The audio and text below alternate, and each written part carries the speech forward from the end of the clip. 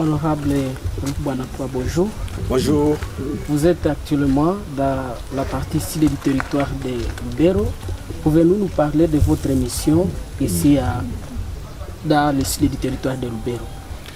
D'abord, nous sommes présents en territoire de Lubero où les avancées du M23 semblent continuer et nous sommes venus nous acquérir de la situation sécuritaire et humanitaire.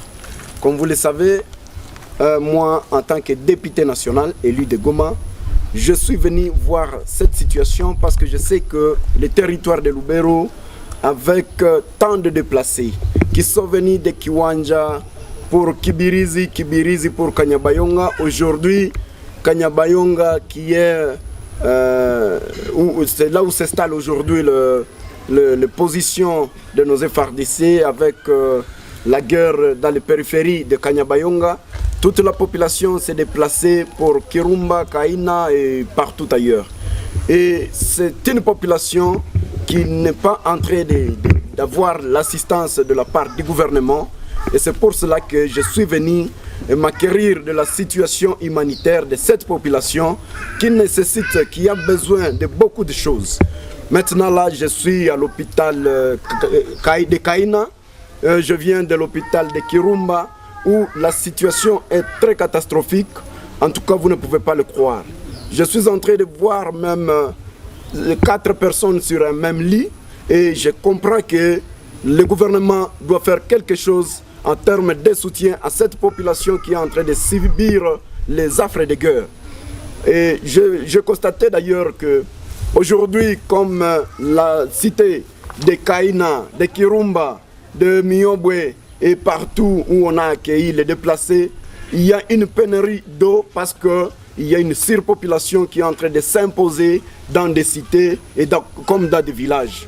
C'est pour cela que nous sommes en train d'appeler le gouvernement central que provincial, que cette population a besoin de beaucoup de choses. En termes de médicaments, le gouvernement doit faire en sorte comment aider, comment approvisionner les structures sanitaires en termes de médicaments, de soutenir aussi les médecins comme le personnel soignant qui sont en train de prendre en charge les déplacés de guerre et prendre en charge aussi les militaires qui sont blessés au front.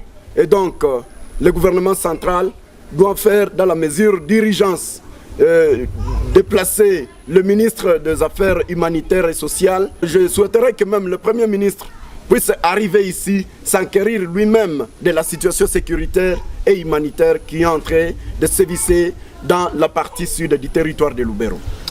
Quel message vous laissez à cette jeunesse pendant cette période très critique de guerre au Nord Kivu? Nous sommes en train de déplorer la situation sécuritaire et tous nous connaissons notre ennemi commun qui est le Rwanda qui travaille avec ses supplétifs, le M23. Et donc, nous devons connaître que notre ennemi doit faire l'objet, doit être la cible de nos canaux. Et donc, quand nos jeunes s'attaquent directement à nos FARDC, c'est une chose que nous condamnons. Nous sommes en train de constater qu'il y a même les jeunes, les Wazalendo, qui sont en train de vouloir s'entre-attaquer eux-mêmes.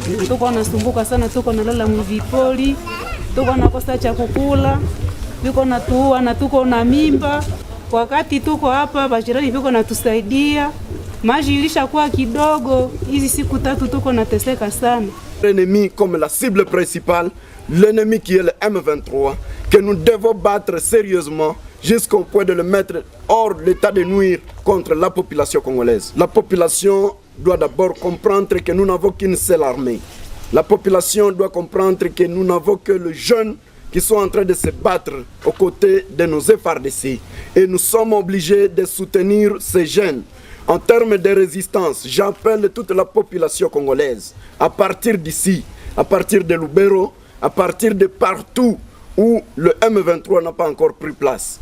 J'appelle la population à une résistance solide, de manière qu'ensemble, nous puissions nous battre contre le M23 et à terme de bataille, nous avons l'obligation de vaincre cette guerre pourvu qu'ensemble nous puissions savourer la victoire.